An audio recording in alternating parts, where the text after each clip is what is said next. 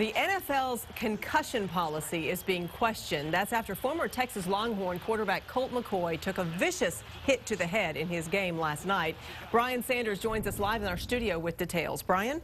Well, Leslie, the Cleveland Browns were playing in Pittsburgh last night when Steelers linebacker James Harrison knocked Colt McCoy out of the game with a violent helmet-to-helmet hit. Harrison was penalized, but McCoy only sat out 2 plays and then was cleared to return to the field. Take a look.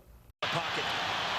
And now he throws at the last second and completed it as he got planted. And I mean planted. And he's down, and there's flags down as well.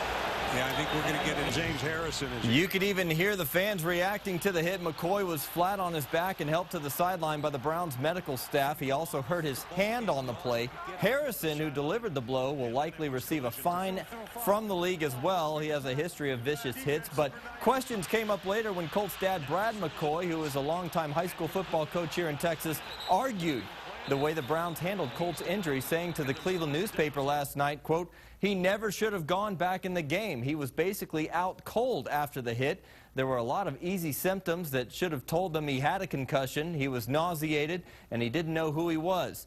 From what I could see, they didn't test him for a concussion on the sidelines. They looked at his left hand. He couldn't face the lights in his press conference. The TV lights and the stadium lights were killing him."